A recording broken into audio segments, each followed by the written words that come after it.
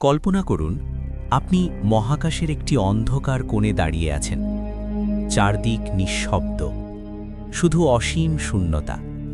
এবং তারপর আপনার সামনে জ্বলে ওঠে এমন কিছু যেটা দেখে আপনার মস্তিষ্ক বিশ্বাস করতে চাইবে না। এটা একটা তারা, একটাই তারা। কিন্তু এই একটা তারার ভেতরে আমাদের পুরো সৌরজগৎ, সূর্য, বুধ, শুক্র, পৃথিবী, মঙ্গল, বৃহস্পতি, শনি, সব কিছু একসাথে রেখে দিলেও তারপরেও জায়গা বাকি থাকবে। এটা কল্পবিজ্ঞান নয়, এটা বাস্তবতা।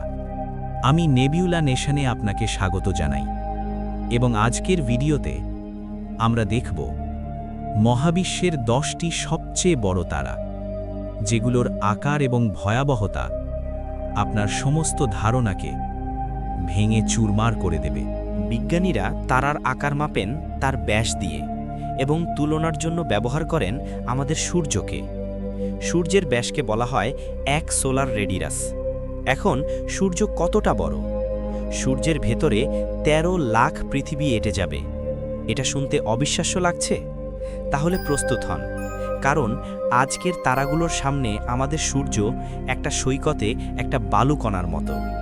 এখন বিজ্ঞানীরা এই দৈত্যাকার তারাগুলোকে বলেন রেড সুপার জায়ান্ট অথবা রেড হাইপার জায়ান্ট। এগুলো হলো মহাবিশ্বের সবচেয়ে বৃদ্ধ এবং মৃত্যুপথযাত্রী তারা। এরা ফুলে ওঠে, অস্থির হয়ে পড়ে এবং একদিন একটা মহাজাগতিক বিস্ফোরণে ধ্বংস হয়ে যায়, যাকে আমরা বলি সুপারনোভা। চলুন শুরু করা যাক। নম্বর 10 থেকে। সেফেউস নক্ষত্রমণ্ডলে পৃথিবী থেকে প্রায় 5500 আলোকবর্ষ দূরে একটি তারা জ্বলছে গাঢ় লাল রঙে। এর নাম মু সেফেই।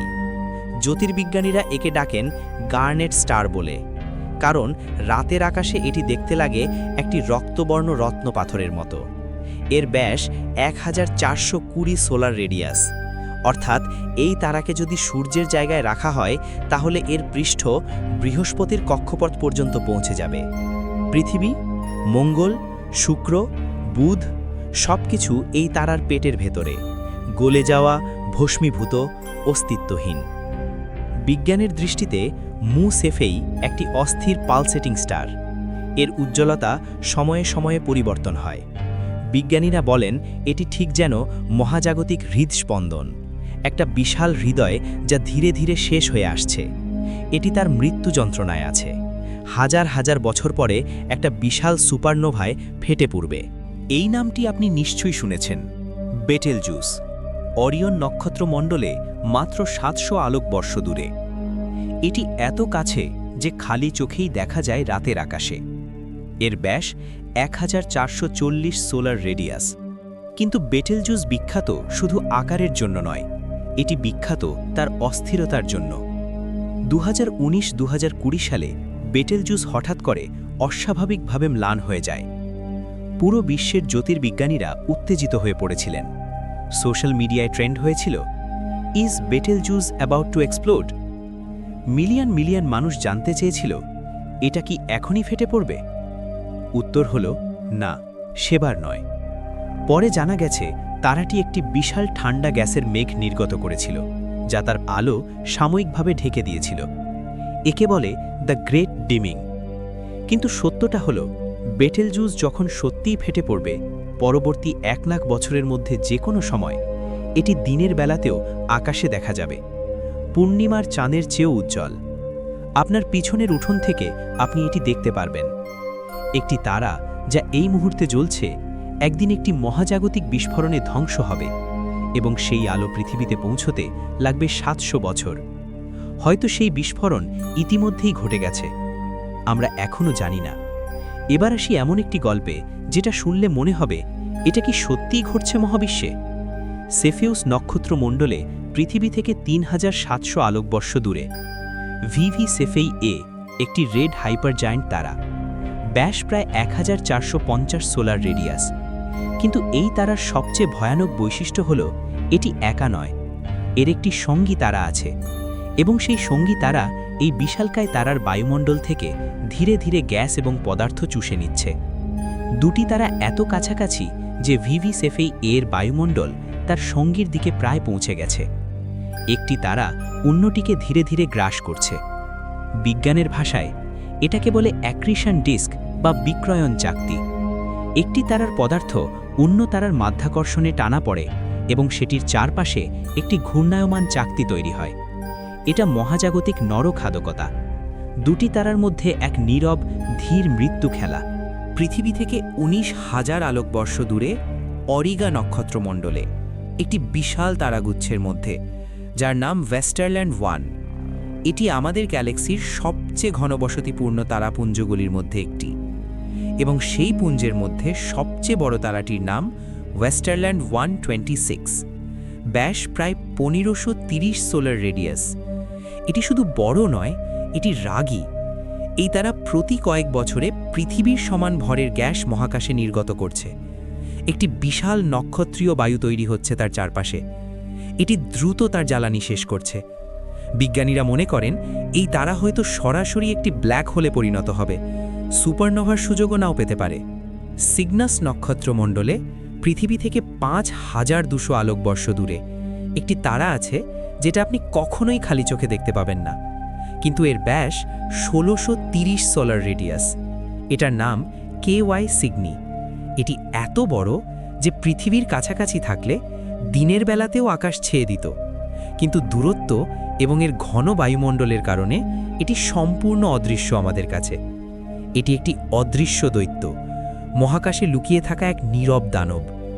বিজ্ঞানের মজার বিষয়, KY সিগনির বায়ুমণ্ডল এত বিশৃঙ্খল এবং অস্থির যে বিজ্ঞানীরা নিশ্চিত করে বলতে পারেন না তারাটির সীমানা আসলে কোথায়। মাপ নেওয়ার চেষ্টা করলে প্রতিবার আলাদা ফলাফল আসে। এটি কি 1500 সোলার রেডিয়াস নাকি 1800? এই তারা নিজেই জানে না সে কতটা বড়। এবার আমরা আমাদের গ্যালাক্সি ছেড়ে বের হব। লার্জ ম্যাজেলানিক ক্লাউড, একটি ছোট স্যাটেলাইট গ্যালাক্সি যা আমাদের মিল্কি ওয়ের চারপাশে ঘুরছে। পৃথিবী থেকে দূরত্ব 1,60,000 আলোকবর্ষ।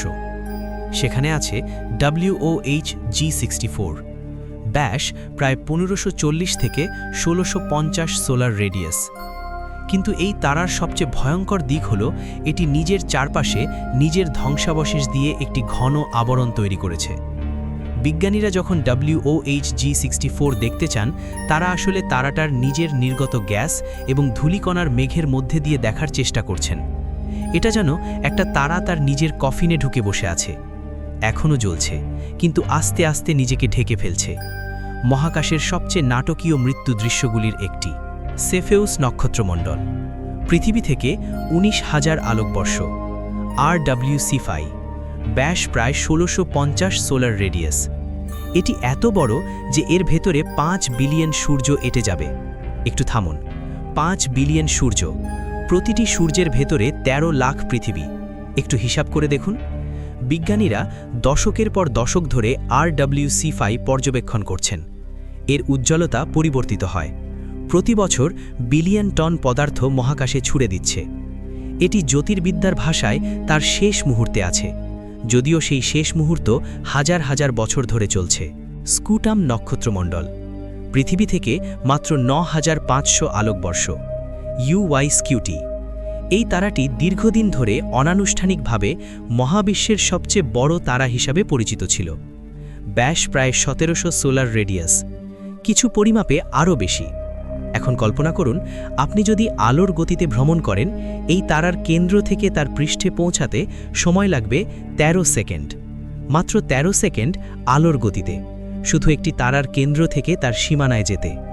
আমাদের পুরো সৌরজগৎ এই তারার ভেতরে একটি মিষ্টির দোকানে একটি ক্যান্ডির মতো। বিজ্ঞানের বিস্ময়, UY স্কিউটি এত বড় যে এটি বিজ্ঞানীদের তারকা বিবর্তন মডেলকে চ্যালেঞ্জ করে। কিভাবে একটি তারা এত বড় হতে পারে? এটি আমাদের বর্তমান তারকা পদার্থবিদ্যার অনেক সীমানা অতিক্রম করে। এই তারার পৃষ্ঠ প্রচণ্ড উত্তাল, বিশাল বিশাল গ্যাসের ঢেউ উঠছে এবং পড়ছে। প্রতিটি ঢেউ পৃথিবীর চেয়ে অনেক বড়। ক্যানিস মেজর নক্ষত্রমণ্ডল, পৃথিবী থেকে 4900 আলোকবর্ষ, VY ক্যানিস মেজরেস।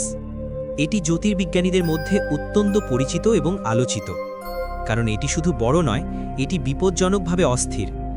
ব্যাস প্রায় 1420 থেকে 1540 সোলার রেডিয়াস। ভিভাই ক্যানিস মেজরেস শুধু স্পন্দিত হয় না, এটি বিস্ফোরণ ঘটায়। এর ইতিহাসে প্রমাণ পাওয়া গেছে যে এটি একাধিকবার মেগা আউটবার্স্ট ঘটিয়েছে। হঠাৎ করে প্রচণ্ড বেগে বিশাল পরিমাণ পদার্থ মহাকাশে নিক্ষেপ করেছে। এটা ঠিক যেন একটা বিশালাকায় তারা মাঝে মাঝে হঠাৎ খিঁচুনিতে আক্রান্ত হয়। তার ভেতরের অস্থিরতা এতটাই তীব্র যে এটি নিজের পদার্থ ফেটে বের করে দেয়। বিজ্ঞানের ভাষায় একে বলে ইরাপটিভ মাস লস। এই তারা একটি থ্রেডে ঝুলে আছে, যে কোনো মুহূর্তে বিপর্যয় ঘটতে পারে। এবং এখন সেই মুহূর্ত যার জন্য আপনি অপেক্ষা করছিলেন। স্কুটাম নক্ষত্রমণ্ডল, পৃথিবী থেকে 19,000 আলোকবর্ষ। স্টিফেনসন 2 নামক এক বিশাল তারাগুচ্ছের মধ্যে একটি তারা, একটি মাত্র তারা, যার নাম স্টিফেনসন 2-18, এবং এটি আমাদের এখনও পর্যন্ত আবিষ্কৃত মহাবিশ্বের সবচেয়ে বড় তারা। ব্যাস 1950 থেকে 2220 সোলার রেডিয়াস। এটি ইউআইএসকিউটির চেয়ে প্রায় 40% বড়। এখন এর আকার বোঝার চেষ্টা করি। আমাদের পুরো সৌরজগৎ, সূর্য, বুধ, শুক্র, পৃথিবী, মঙ্গল, বৃহস্পতি, শনি, ইউরেনাস, নেপচুন সব মিলিয়ে এই একটি তারার ভেতরে রাখলে তারপরেও জায়গা বাকি থাকবে। এটা যেন একটা গুদাম ঘরের ভেতরে একটা মার্বেল রাখা। এবার সত্যিকারের ভয়ঙ্কর অংশ। স্টিফেনসন 2-18 এত বিশাল যে তার পৃষ্ঠে মাধ্যাকর্ষণ শক্তি অত্যন্ত দুর্বল। এটা কিভাবে সম্ভব? কারণ একই ভর যখন এত বিশাল এলাকায় ছড়িয়ে পড়ে তখন প্রতিটি বিন্দুতে মাধ্যাকর্ষণ খুব কম হয়। তাত্ত্বিকভাবে আপনি এই তারার পৃষ্ঠে দাঁড়াতে পারতেন, পৃথিবীতে যেভাবে দাঁড়ান প্রায় সেই অনুভূতি। কিন্তু সমস্যা হলো সেখানকার তাপমাত্রা প্রায় 3200 কেলভিন, যা আপনাকে 1 মাইক্রোসেকেন্ডেও বাঁচতে দেবে না। এবং সবচেয়ে ভয়ঙ্কর তথ্য, স্টিফেনসন 2-18 তার চারপাশে একটি প্রসারিত নীহারিকা তৈরি করছে তার নিজের নির্গত পদার্থ দিয়ে। এটি ধীরে ধীরে নিজেকেই মহাকাশে ছড়িয়ে দিচ্ছে। বিজ্ঞানীরা মনে করেন এই তারার আর মাত্র কয়েক লাখ বছর বাকি। তারপর হয় মহাজাগতিক বিস্ফোরণ, সুপারনোভা, অথবা সরাসরি কৃষ্ণ গহ্বরে পরিণত হওয়া। মহাকাশের সবচেয়ে বড় মৃত্যু, সবচেয়ে বড় তারার সবচেয়ে বড় বিদায়। এই ছিল মহাবিশ্বের 10টি সবচেয়ে বড় তারা। প্রতিটি তারার গল্প আমাদের মনে করিয়ে দেয় মহাবিশ্ব কতটা বিশাল, কতটা রহস্যময় এবং কতটা ভয়ঙ্কর। আমরা, পৃথিবীর মানুষেরা, মহাবিশ্বের তুলনায় আমরা এতটাই ক্ষুদ্র যে তুলনাটাও করা কঠিন। কিন্তু সেটাই তো সবচেয়ে বড় অলৌকিক ঘটনা। এই ক্ষুদ্র প্রাণী, মানুষ, হিসাব করে বের করতে পেরেছে এই দানবদের আকার। বিজ্ঞান অলৌকিক, মহাবিশ্ব অলৌকিক, এবং আপনার কৌতূহল অলৌকিক। নেবিউলা নেশনে আসার জন্য ধন্যবাদ। যদি এই ভিডিও আপনার মন ছুঁয়ে গেছে, লাইক দিন, সাবস্ক্রাইব করুন এবং কমেন্টে জানান কোন তারাটি আপনাকে সবচেয়ে বেশি চমকে দিয়েছে। আমি আপনাদের জন্য প্রতিনিয়ত নিয়ে আসব মহাবিশ্বের অজানা রহস্য। আকাশের দিকে তাকান, ভাবতে থাকুন, আমি আপনাদের পাশে আছি। Nebula nation.